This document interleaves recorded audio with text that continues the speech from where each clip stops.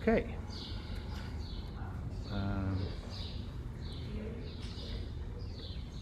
Let's see.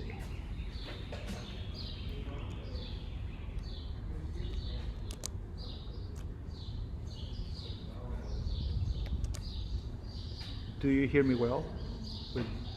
Yeah. Okay. Just gonna make sure to keep the mic up. So I think I began to lose count of where we are, 5, 6, 7. So that's a good time of the day. I'm super happy to welcome COOPIA to our marathon of conversations.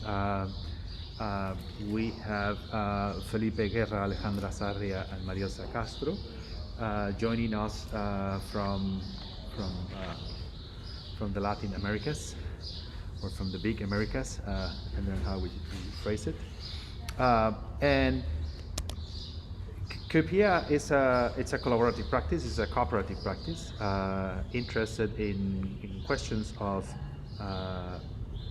collective production of space through pedagogies and spatial processes that allow us to perhaps transform territories and ways in which we produce our space together, it's a cooperative with multiple members, and I'm sure you're gonna tell us more about that. And so I'm very happy to have 3 of you joining, and from, let's say, the expanded field of architecture, but as well as art and curatorial practices. So Alejandra, Marielsa, and Felipe, welcome. And it's all yours. Hola, Marcelo, thank you for the invitation and the kind introduction. It will be Alejandra, Marielsa, and myself presenting, but we also have here Camila and Natalia in the background, part of COOPIA. Let me stop sharing.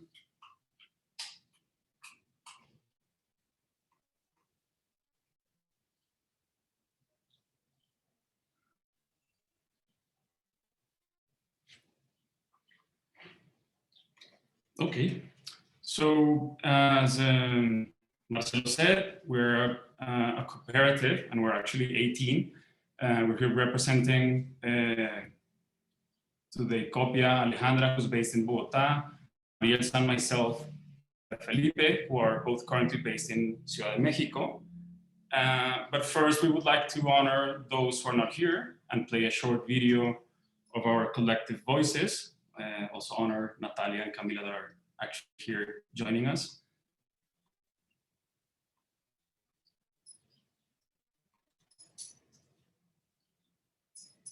COOPIA es una práctica cooperativa que trabaja a través de procesos pedagógicos y espaciales para la transformación del territorio y opera en diferentes escalas. Autogestionamos, articulamos y desarrollamos proyectos reconociendo la agencia que tienen las prácticas espaciales y componemos nuestro ethos a partir de 4 principios: cooperar, repetir, redistribuir y recuperar. COOPIA inició en el 2019 y actualmente somos 15 asociadas que trabajamos de diferentes campos de trabajo y estamos ubicadas entre Bogotá y la Ciudad de México. Somos una práctica cooperativa porque creemos en los principios bajo los cuales se regula, como la ayuda mutua, la equidad, la solidaridad, la democracia directa y el compromiso socioambiental.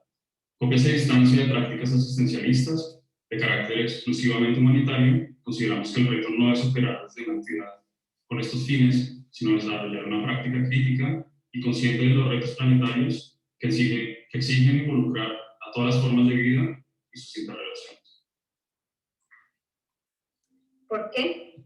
Constantemente buscamos y proponemos nuevas formas de trabajo. Consideramos que cualquier transformación política, económica, social, cultural y material de las condiciones humanas y ambientales contemporáneas debe empezar fundamentalmente por una transformación radical del trabajo. Es necesario cuestionar la racionalidad del trabajo asalariado que permite la acumulación de capital y riqueza individual por cuenta de una producción colectiva. Rechazar las búsquedas sesgadas por el lucro, deshacer las estructuras jerárquicas y democratizar el control de los recursos. Buscamos un espacio de acción que practique desde un lugar no dominado por las relaciones asimétricas de poder. Creemos en las bases sociales y comunitarias para desarrollar modelos de asociación desde la autonomía y la horizontalidad. Nuestra existencia nace de la urgencia por explorar formatos transversales que promuevan aproximaciones diversas para la composición de lo colectivo. ¿Y qué hacemos? Autogestionamos y articulamos procesos de colaboración de manera transversal. Es decir, no nos limitamos a disciplinas ni a la multi-inter-transdisciplinariedad, sino que cuestionamos las categorías y herencias disciplinares para cruzar y componer ensamblajes de prácticas que operen en la transformación del territorio. Tenemos nuestro trabajo a través de prácticas pedagógicas y prácticas espaciales. ¿Para quién? Componemos esta práctica para aquellas personas y agrupaciones interesadas en cooperar, interesadas en la transformación del territorio espacial, político, económico, social, digital y cultural. Para aquellas personas que cuestionan y deshacen las condiciones normalizadas y que buscan generar redes desde la cooperación. Aquellas que crean en el libre uso y aprendizaje del conocimiento, que rechacen las formas hegemónicas que son herencias del colonialismo, que luchen por la redistribución de la riqueza y el territorio, que se comprometan con una transformación socioecológica para aquellas que quieran generar proyectos replicables para cuerpos humanos y no humanos.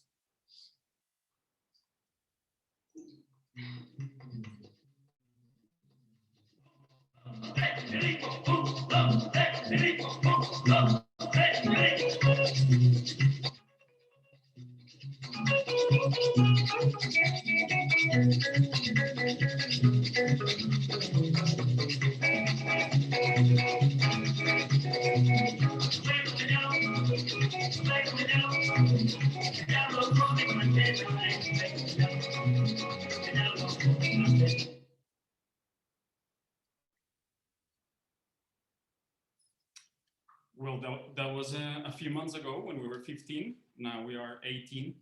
So expect soon an updated performance of El Diablo by Compay Quinto and our 18 bodies dancing to it. That was a brief video on why, what, and for whom is COOPIA directed. Also honor here who are here, Andrea and Sebastian, who are also joining us. Expanding on the video, well, COOPIA is a practice in constant transformation, an exercise of a constant also recomposition. But the only thing that remains are the four principles that compose our ethos, which are cooperate, repeat, redistribute, and refuse, to which we may add more, but those are, like, let's say, the four funding principles. Through cooperation, we experiment and promote collective work models and transversal forms of organization, which in their practice can recognize the capacity of other agents and the possibility for relationships of mutual aid. Through repetition, we seek to subvert the regime of originality, the cult of the authentic, of the new, and also insist on the appropriation and the repetition of knowledge, the recovery and the reuse of materials, of material resources, and the reconversion of spatialities.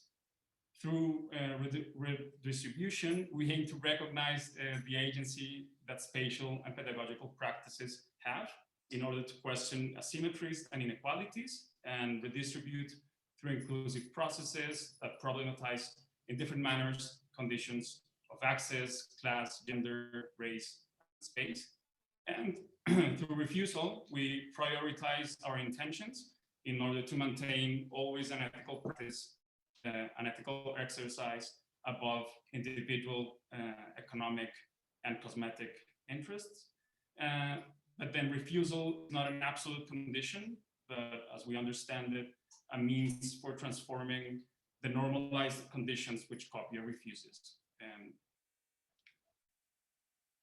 Entering a bit on our structure and how do we actually work, how this cooperative manner is organized. Well, COOPIA learns by copying, as our name says, other practices. This means we study, experiment, expropriate, and repeat diverse labor processes our methodological and self-governance aspirations are in constant change, in constant metabolism, but we're committed to anti-capitalist forms of organization, to autonomy, to solidarity, and our practice has been experimenting with different collective modes of organization brought from such places as anarchism, as assembly models, and sociocracy.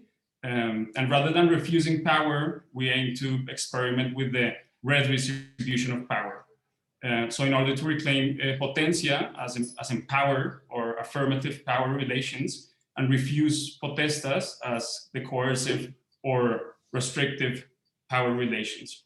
In that sense, we organize around an assembly model as a dialogical system for taking decisions and building collective agreements.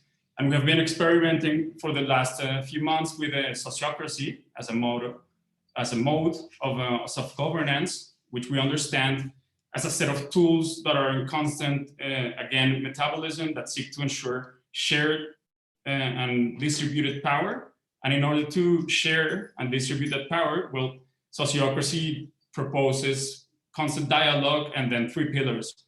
The first one, which is decision-making based in consent, an organizational form based on circles or work groups with specific objectives that somehow redistribute power. And third, the continuous evaluation based on feedback and, again, constant dialogue. So that's a brief sense of how COOPIA works.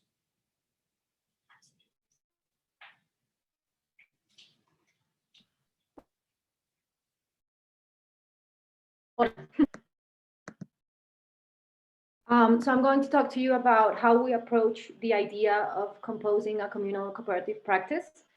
And we have different forms of composition. The first is recomposition, as Felipe said. So it's a practice in constant transformation. In composing a common project, we are actually on a constant recomposition of structures, methodologies, associates, and practices. It is an open practice where new members and practices are welcome at all times. We understand that COOPIA transcends its own members and the team changes, and with them, the practices we take part in. In this idea of recomposition, we cooperate with other institutions and individuals to develop new practices and to work through mutual and transversal models. And we also work through a non-linear and through the practices of action to create a link between the pedagogical and the decolonial. And this constitutes a constant process of composing and recomposing together what we're going to be COOPIA. The next one is practice. So the next slide. We understand practice as a field of reproduction, not only production, a transversal and circular movement between reflection and criticism and action. So we challenge the dichotomy between thinking and doing, and in our practice try to make that come together and give a situated approach to theory, to practice, and an embodied approach to theory. We understand that transversality as a way to articulate knowledge, practices, and collective actions. And we look to experience practice as something that is produced through different outlooks, voices, knowledges, that decentralizes ways of doing and looks to communal and heterogeneous forms of practice. So our work takes place through pedagogical practices and spatial practices, and processes of co-design, co-management, and co-research, where the most important thing is the collective. The next one is cooperate. So we understand cooperativism fundamentally as a pedagogical project through direct economic action. COOPIA promotes and explores alternative models of ownership to collectivize space and resources. And we look for new ways of working through association, autonomy, and horizontality to consider that any form of political, economical, social, cultural, and material transformation of contemporary human and environmental conditions must begin with a radical transformation of work. The next slide. We have a quote by Emma Goldman. She says, "Only when we are free to choose our associates for a common purpose can we expect order and harmony in this world of chaos and inequality." So in this part of cooperate, we derive from 3 cooperative principles: open and voluntary membership, democratic control, economic participation, autonomy and self-management, multiple pedagogies, trans-cooperativism, and commitment to the territory, which brings me to the next one, which is territory transformation. We understand territory, of course, not only as a physical space, but rather as a form composed of material elements, but also as a rhizome and an artifact of lines and multiplicities. Territory as a form of representations, of assemblage that is in constant movement, change, and transformation. And that transformation of the territory refers to the change of forms and through forms. When we talk about forms, we are talking about the interaction between objects, lives, subjects, machines, ecology, forces, and the fields of power, and also the relationship of power between all those forms. And COOPIA's cooperative practice is focused on an ethical, onto-epistemological transformation of the territory, understanding the tensions caused between all these forms. We seek alternative models to promote spatial equity and inclusion. And our work is a situated exercise that uses, as we've said, pedagogical and spatial practices in territory as much as we can.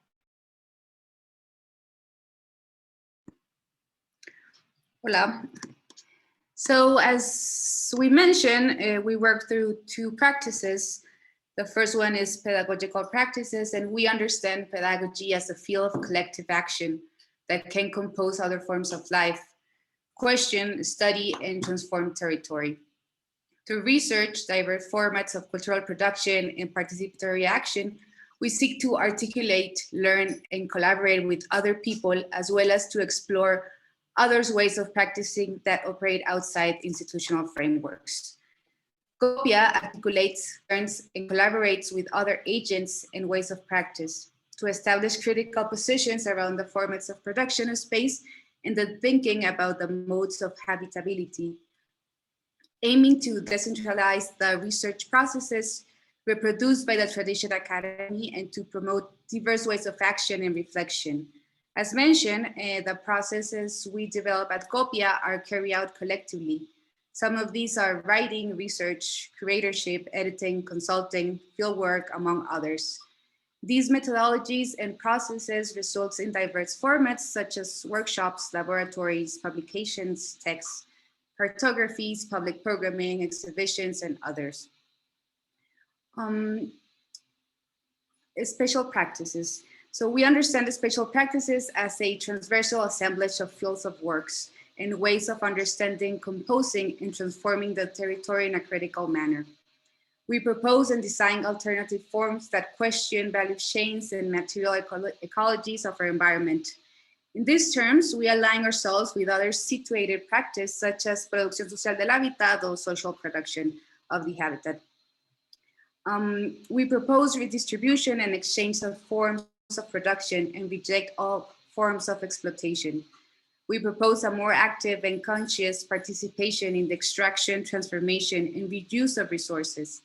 The collective methodologies used in spatial practices are similar to those we use in pedagogical practices, resulting in spatial formats such as drawing, text, cartography, genealogies, exhibition, spatial composing, graphic design, museography, among others. In order to elaborate on these practices, we will share some project developed by COOPIA since 2020. First, we're going to talk about an archivo or an archive. COOPIA learns by copying other practices. I guess it's pretty obvious, but COOPIA is copy in English. COOPIA does not seek to be unique, but to be appropriable and reproducible. An archivo then is an open, non-categorical and transversal project that aims to connect a network by a platform of participatory processes with a special attention to pedagogical, resistant, community network, social economy, and alternative housing practice. Initially, It is composed from a series of conversation, an open library, and a web platform for open interaction to learn, share, and encourage conversation between the past, present, and future practices that explore various forms of cooperation. So far, 22 conversations have been held with various practices that COOPIA admires. Some conversations have been focused on the spatial practices such as La Col, Cooperative of Architecture, Zuloarc, which is also architecture practice, Palo Alto, which is a cooperative housing, Comunal, a Mexican architecture studio, and on pedagogical practice such as La Casa Invisible, El Rebozo Palapa Editorial, Unitierra, among many others. Biblioteca Abierta, or Open Library, it's part of an archivo, and it's committed to the free access and circulation of knowledge. This library and reading list are elaborated in an open and collective way. The list, composed in different formats such as audio, video, and or text, are intended to be an open and situated resources, not exhaustive. All those who wish to participate are invited to collaborate with resources, the reading list, and as well as to read together. In the first exercise, which occurred last March, the theme of cooperation was addressed. The following project was done in November 2020, and the title is Espacialidades Asimétricas, or Asymmetric Spatialities, Architecture of Inequality. And this is a project that studies and problematizes the asymmetrical power relationships present in the colonial transformation of the territory. We frame coloniality as the social environment present in the domination of authority, knowledge, and ways of being imposed by the modern colonial capitalism, patriarchal world system. So through experimentation with different pedagogical forms, we seek to resignify these power structures in search of decolonial practice that allow us to act in direct and transversal way in the transform of territory. Through three psychologies, macro, meso, and micro, the social ecology territory is studied and problematized with the intention of recognition and sharing those decolonial practices that allow deglobalization, deurbanization, and desubjectivation. And the first version was carried out thanks to the invitation into the virtual platform of Museo Tamayo here in Mexico City. And through 5 weeks, we talked with various guests such as Ana Maria León, Daniela Aleja, Metlab, Tania Osorio, and Yasser Farres. As a result, in collaborative way with the participants and guest lectures, we are working on a collective publication that explores the themes review in the laboratory. Cooperative housing, we are committed to collective property and associative housing models, which offers an alternative from ownership and homes and properties in which the property is owned by a community. We promote associative models of space management. We question the traditional models of relation that seek maximal profitability to favor a few agents involved in the production processes. Likewise, we propose to question the modern paradigm of private property by managing associative, cooperative, solidarity, and common property models that allow greater access to space. Since 2019, we have been working and studying these other forms of housing. We had research, writing, and participate in multiple events in the Universidad Cooperativa de Colombia. The last project we would like to share is En Común, a public program that we are currently elaborating, which studies and problematizes the asymmetry of power produced by coloniality, which are present in our modes of doing through wage labor and our modes of living through the commodification of housing. En Común, or in common, aims to recognize, share, and imagine collective, autonomous, and decolonial practice that imagine other modes of doing and living.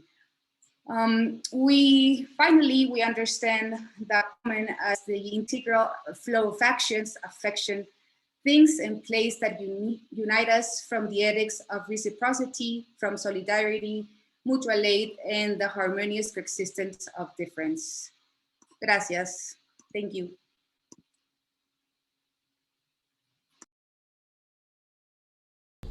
All right. Thank you so much. Okay, so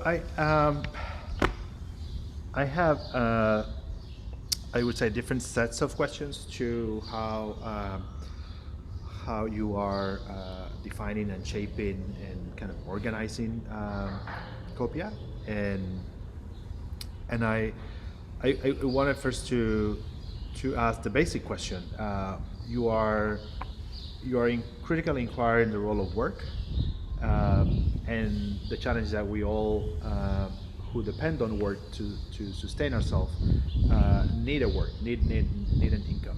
So how does COOPIA support itself and sustain itself as a kind of because this is the kind of project that in a way depends on your sort of full commitment and engagement to create it, right, and shape it. But I'm sure that, I guess, some of you might practice as a kind of some other thing or teach, or how is the model of how you're thinking of this as an organizational principle, not as a formal institution, because I'm sure this is not in any form to do that, but how is that sort of embedded into the formulation of COOPIA, which is, I'm sure this is one of the challenging questions, but I'll begin there. Thank you for that question, Marcelo. That's a basic question also for ourselves. We've been exploring different modes of self-governance, and first of all, we have our time, and that has been dealt with different forms of associates. So we have associates that work full-time, part-time, a third, a fourth, and a 16th, etc. So it depends on the capacities from our knowledge, and also the time we have at disposal.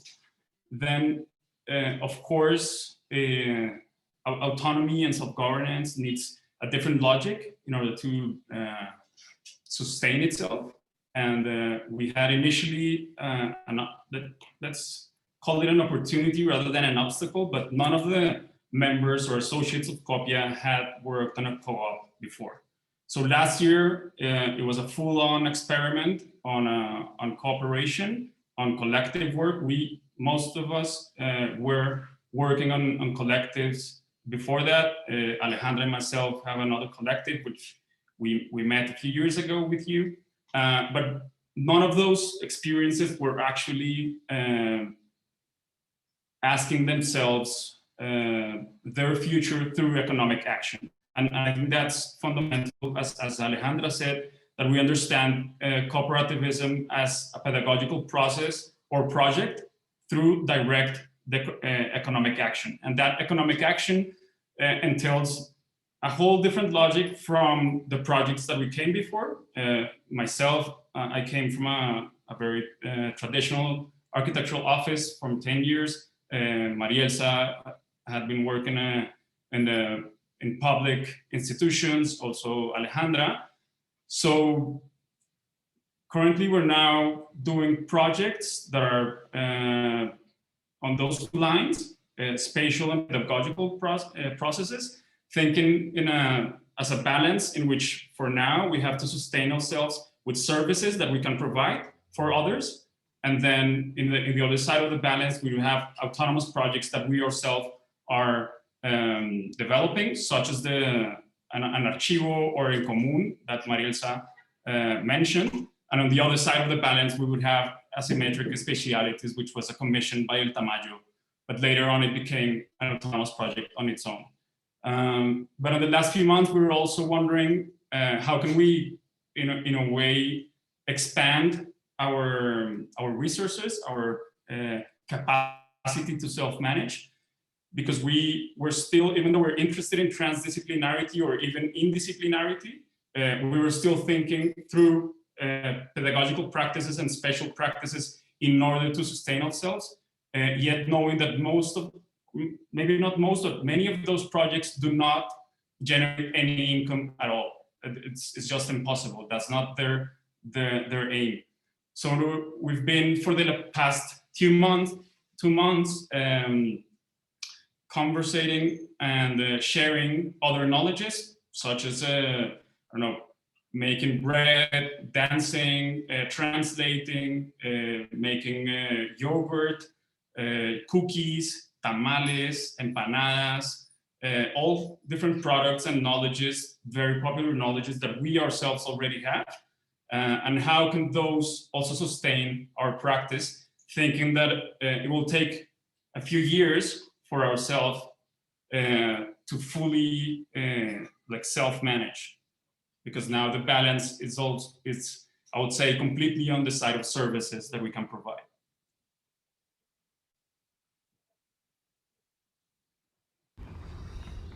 Yeah, and I think to kind of feel free to any of the other COOPIA members interrupt me at any point, but as you kind of continue developing the sort of principles of shared governance or self-governance and so on,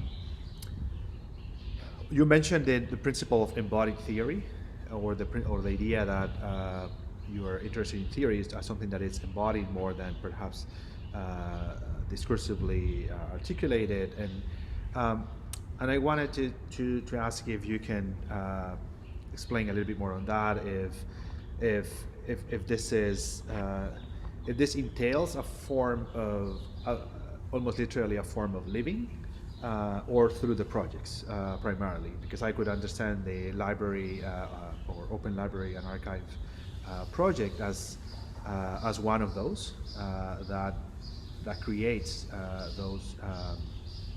those spaces or embody those relations. So could you maybe continue to elaborate a little bit more on those sort of ideas of knowledge transfer, the spaces, the projects, the form in which you aim to produce shared knowledge, shared governance, because you appeal to consensus to an extent, and I'm sure you're also enthusiastic of the census as a kind of form of working around the differences and the frictions. So if any of you can elaborate a little bit on some of our thoughts, more than specific questions. I think actually part of what Felipe was talking about the projects that we've been thinking about lately with regards to self-governance and self-sustenance actually may have a lot to do with that idea of embodied theory. For example, the idea of making tamales is not only a practice of making tamales, but also a research into what making tamales means within Latin American territory, what it means with regards to our history, to our coloniality, to our forms of resistance. So I think that might be a good example of ways of embodied theory. We can generate research through doing. So making tamales is a productive form of sustenance, but it is also a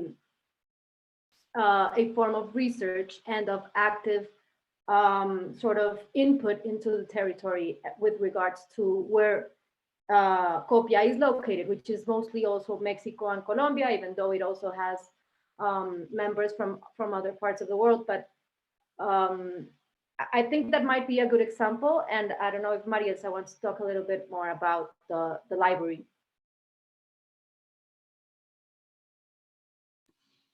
Yes, thank you. Well, the idea of open library is to, we understand knowledge as or we want to embrace knowledge as an open source. This idea of making these public lists to sharing this text so we can all read together and also learn together, but also question the author or the principles that can sometimes limit the knowledge. So Open Library started first as a part of the project of an archivo, and eventually start to get to be like a project itself. And what we propose is to create this lists of knowledge with everyone who's interested in these topics. And we, as I mentioned, we started with one topic, but eventually these topics could be decided by anyone else who wants to propose a topic. And I also think it's important to say that COOPIA, and as Alejandra mentioned, that COOPIA do not understand like theory and practice like two different things, but we understand like we work through in those two in a sharing way. And that's Yeah, and I think I don't know if I'm reading as I speak Luciana's last comment on the chat. If Luciana, feel free to jump in and. I can. I'm sorry, my camera. I'm not able to turn my camera today. What I would add here, I'm first calling from Brazil. I'm familiar with communal work, right? It's an amazing work. I'm glad to learn about your work, COOPIA. I do have another question, but I think in terms of the comments that I put on the chat, yes, there is always this question, right, of how can we make radical practices or practices that are looking to more communal aspects, right? Because what the comment that I get a lot here is, oh, that's going to be volunteer work, right? Nobody's really, and then you have to have your full-time job. And I think we all see the struggle on how to do that, right? It's and then we have to find other ways of sustaining. So I admire all of you in trying to make that the main thing, right? Because it has to be like that. But then I think it requires something, a whole revolution from the actual architectural field in order to embrace those practices, right? And embrace what they are doing. And then I think that would require like a larger movement in terms of, right, getting to be able to know your work and hire you and wanting your input, right, in terms of involvement. So I feel I'm always kind of meeting and learning about amazing practices that have great work, but they always seem to be in this kind of work in this parallel field, right? And maybe there's an intention because maybe you're gonna find so many friction if you try to work in the system, right? But I think we have to challenge that more, and we have to embrace those practices much, much more. I think there is something in the overall architectural urban design system that should change in order for those not become always kind of a parallel movement, right? That they can truly be inserted and make contributions and changes that will not just sustain them, but then you would see that impact being truly happening, right? I'm confess that I'm a little bit tired of always seeing, at least here in São Paulo, always the same architects having a window, right, to work. And I think we have somehow to join forces and try to challenge them much more than we've been doing so far.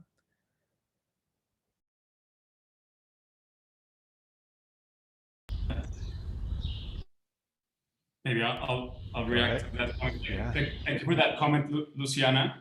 And maybe we share some of our experience also. First of all, I would say that we need to radically challenge the idea of the client. And in our case in COOPIA, which the 18 of us, we came from very traditional working formats. That's let's say the logic we brought, not clients, services, and then how do you somehow connect your services with those clients. So our initial approach was doing a portfolio and sending it to as many clients as we could. And we built a database of like 10,000 nonprofits between Colombia and Mexico. Because from the start, we thought maybe that's where our clients are now. Also cooperatives, nonprofits, etc. But for the last few months, we've been challenging also that strategy because I think cooperation requires a whole different set of logics, and intercooperation is fundamental. In our case, an archivo, which is this project that aims to generate a network and also learn, acknowledge that we ourselves are not cooperatives, from the beginning. So then how we can listen to other practices and how can we learn from them. Actually, what started happening is that all those practices started, or well, not all, but some of them started inviting us to small and medium projects. So now the two big projects that we have now, a book that we're editing and designing, that was done through a network, and we're also now planning a project here, beautiful project on El Canal Nacional in Mexico, in cooperation with Zuloarc. So all those, I think, acknowledging that we need others, that we need mutual aid, that we need to support each other, and not being afraid to reach others that maybe have the same modes of work, that allows sustainability in a collective manner. I think that requires a whole different strategy, which we're yet experimenting.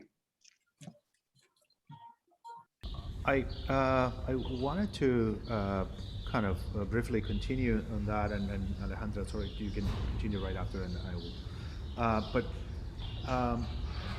I wanted to insert the question of how much structure do we need for cooperation? How much structure, and also asking how much organization? Mostly because if there is a kind of disposition to the action, right, as a kind of form of embedded theory or embodied theory, how much of that is, how much of that structure is needed, right, to kind of reconstruct the structure that we then participate, or it's mostly a kind of, is it a process so we can eventually, right, move on from any kind of sort of organizational structure. But I'll just to kind of complement some of the conversation with that.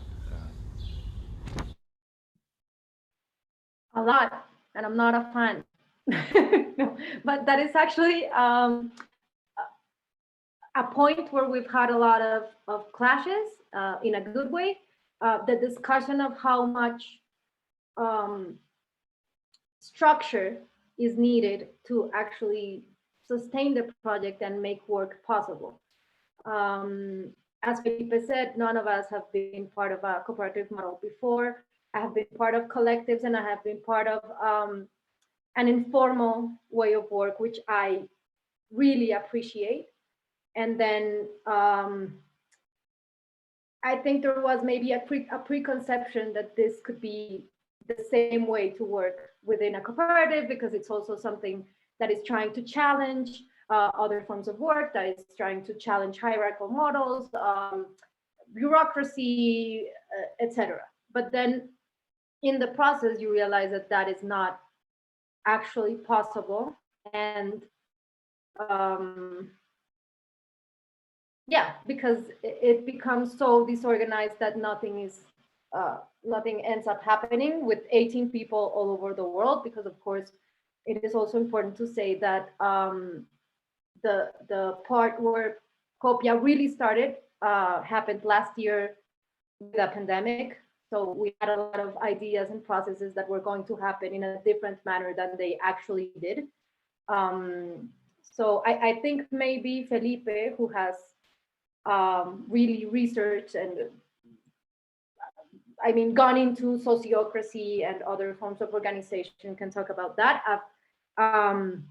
But it has been sort of a little battle within COOPIA. Felipe, you can go ahead. You're put on the spot. Yeah, to continue on that comment and to heat up our internal conversation and collectivize it with everyone here. I would maybe comment through let's say the popular understanding of anarchism. We tend to think that anarchism or relate anarchism as a lack of structure, of complete freedom. Whereas anarchism is really fundamentally a structure that needs collective agendas, collective forms, but those forms are not imposed hierarchically, but are collectively agreed. I think that's fundamental. And that's the difference between having structure, which we ourselves somehow manage, we ourselves decide, we ourselves experiment, and having a structure that it's imposed from the top hierarchically. And then maybe a comment on why the insistence with the transversality also, because if we think about horizontality, we will never reach like an absolute horizontality. We'll always have a certain vertical structure at some point. And that, I think it's why transversality is so powerful or so potent, because it moves along those possible lines. And as we said, it aims to redistribute or share power, but not refuse it.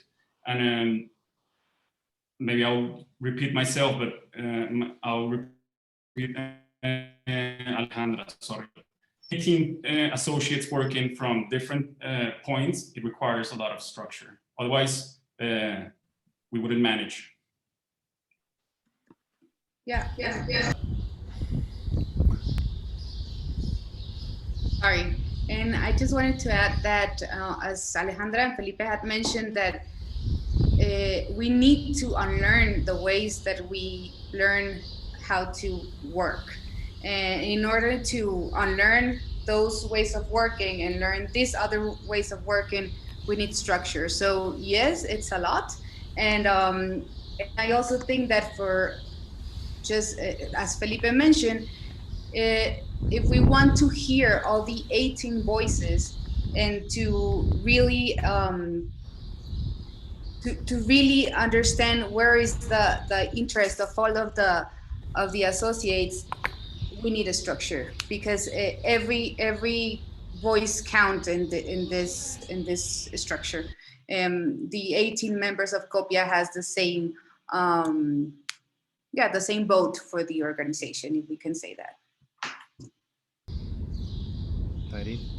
Can I jump in? Hi, y'all. Thank you for clear and provocative presentation. And I'm thinking on my side while I'm hearing you, but also kind of reprocessing what you have presented, and this honesty of you all kind of saying that you have been able to learn but also unlearn things, and relaying back to, I guess it was Felipe that was mentioning kind of what are the strategies of maybe this composition in order for it to move in a long-term vision. I'm wondering, what is your opinion or your vision in terms of the role of language, right? Is it the role of language becomes to a certain point kind of a barrier, or is it actually the opportunity to kind of uphold these, this new visions, or kind of strengthen this at the long, in a long way, right? I think I'm obviously familiar with all these kind of wordings, but also provocative thoughts. But I think there's sometimes there's a bit of hesitance by talking about this, and I kind of applaud your team to do it. But I'm thinking, like, what would be then the role of language? Is that an opportunity or a barrier? And how is your team, since I guess there's a lot of brains working, are kind of strategizing on this narrative or this idea of maybe educating so-called the clients, or educating maybe those people who don't really know what a cooperative is, who don't really know what are the opportunities, and maybe participating in these modes of practicing, or maybe living, or working, right? So if you have any comments, that would be fascinating to hear.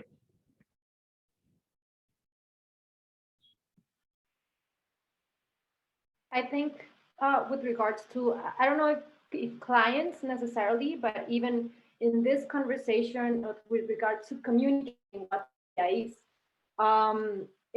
it's been a challenge. I think it's also something that we need to unlearn. We also need to unlearn language, primarily in our case, because as Felipe has mentioned, and also Marielsa, the 18 people that are part of COOPIA come from a very institutional background, but also particular academic backgrounds. And I think that sometimes it is very easy to fall back on terminology, concepts, theory, to be able to explain what we do.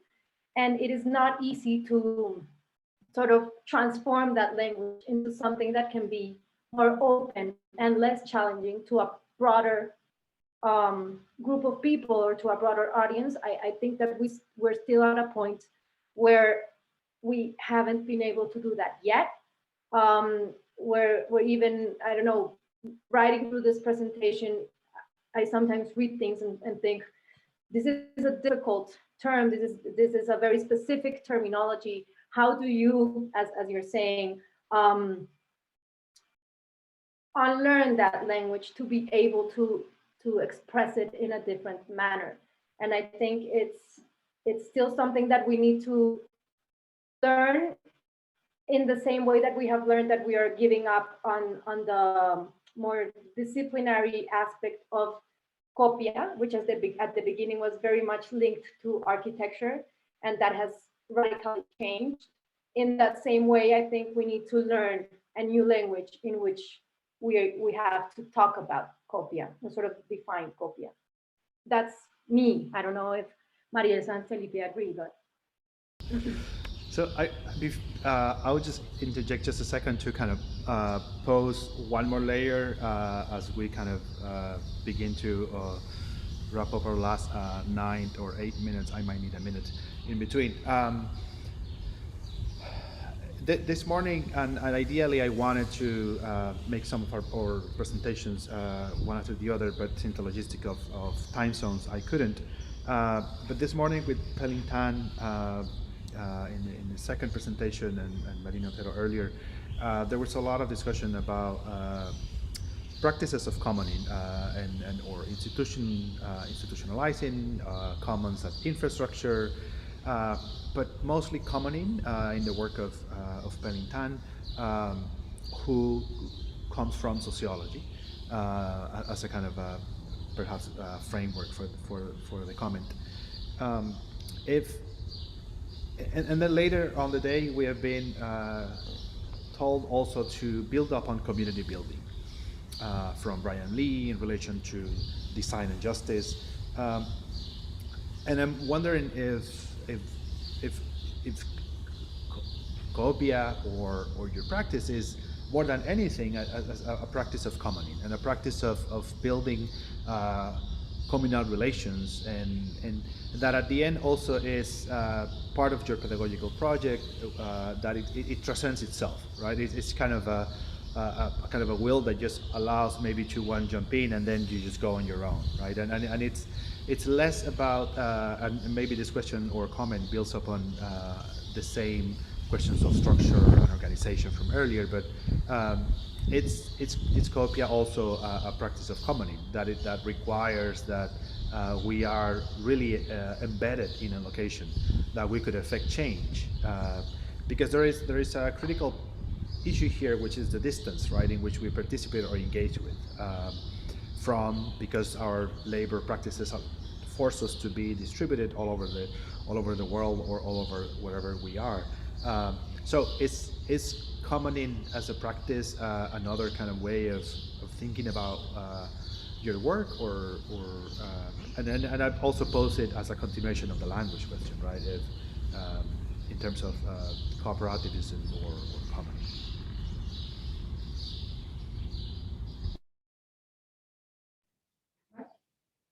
Maybe I will try to answer your question and comment on Tyrene's. Thank you for that, and on Alejandra. Let's see if I managed to do that. I would say that language is fundamental it has been fundamental for our project, because as Alejandra said, we all come from different fields. So then how do we understand first as a cooperative was very important. And somehow the pandemic gave us the time and the space to understand and somehow construct effective and discursive bonds, which we didn't have before. And then starting also to build a sort of lexicon, a COOPIA lexicon, which we ourselves are trying to understand and also to convey, which is, as Alejandra said, is not simple. Also because COOPIA is constantly changing. At the beginning, 2 years ago, when we made a call, that's also a very important comment, because COOPIA was not composed, let's say, through a group of people that already were working, and then they said, okay, let's work together, let's make a call. This was a call, an open call to anyone that was willing, that was interested, that was committed to these questions, to cooperation, anti-capitalism, any kind of organization or on autonomy. And then we ended up with 20 associates 2 years ago, which we didn't know each other. So that was also a challenge, and I think language was fundamental and discourse was fundamental in that sense. So we've been also working through that. COOPIA at the beginning, for example, was an architectural cooperative.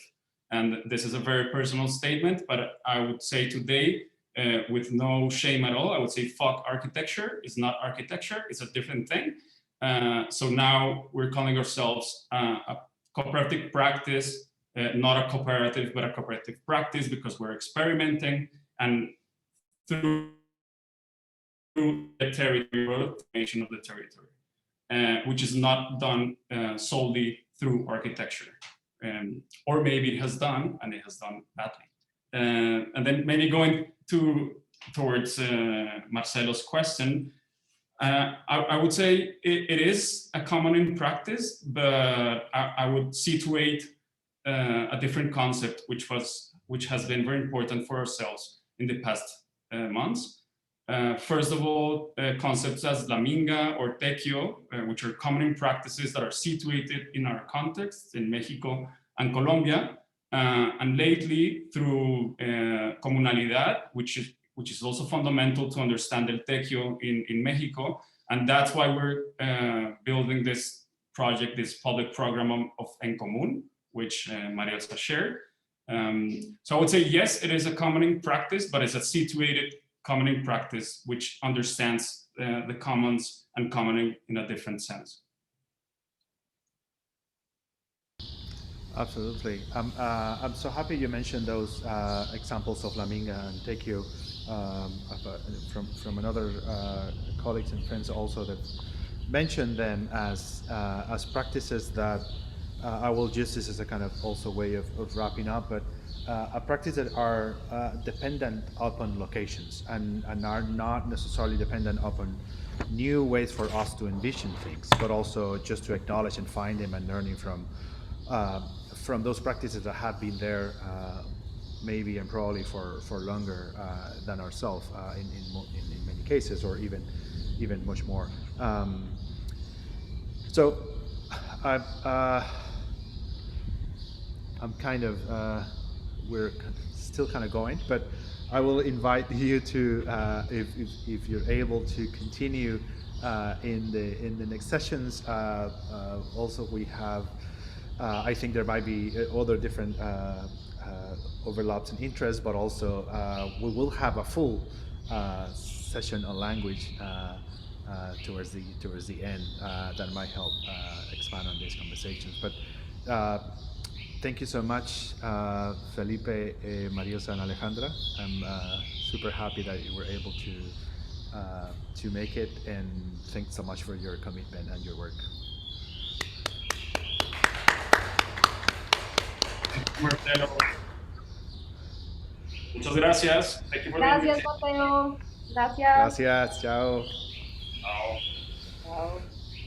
Okay, so hour 6, we are continuing with Janet Kim in a moment. I will just take a minute or two,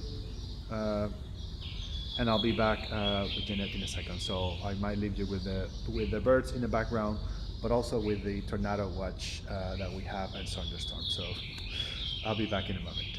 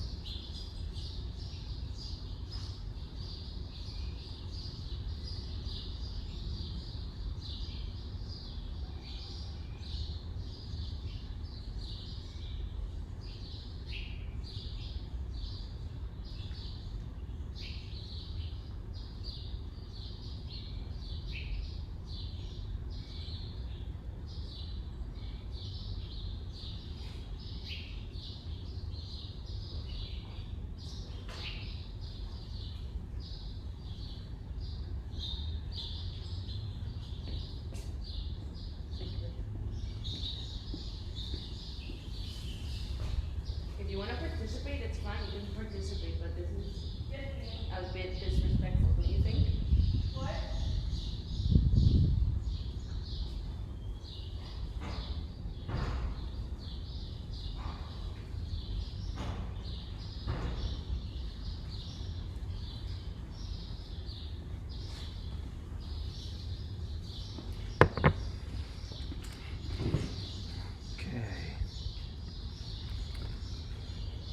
Okay. Check chat.